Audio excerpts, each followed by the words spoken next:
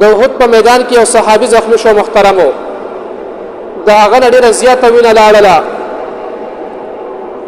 یو صحابي ورته راغی وی آیا ستا په زړه باندې دې وخت کې څه ارمان شته دی څه ارزو شته دی هغه ورته وایي او شته دی دا تپوس کوي وایي څه ارمان دی هغه ورته وایي د نبي علیه الصلاة والسلام دیدار کول غواړم یو ځل د هغه مخ لیدل غواړم دا مې په زړه باندې غټ ارمان دی نو هغه صحابي په اوږه باندې کېناو په اوږه باندې کو دغه شان د پیغمبر علیه الصلاة والسلام خواته یې راوستلو بیا دغه صحابي ته وویل چې پیغمبر علیه الصلاة والسلام ستا مخې ته ولاړ دی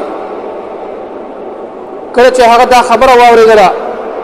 نو د هغه په بدن کې د بجلۍ په شان کرن پیدا شو او دغه شان په بدن کې چې کوم یو طاقت پیدا شو خپل مخ مبارک چې کوم د پیغمبر علیه الصلاة والسلام ته راواړاو د هغه د مخ دیدار یې وکړو په دغه وخت کې الله جل شانه روح واخیستو روح چې کوم د اسمان ته پرواز وکړو نو عزتمند درو دغه صحابه کرام چې د وفات په وخت هم د خپل پیغمبر دغه مخ دیدار کول غواړي دومره مینه او محترمو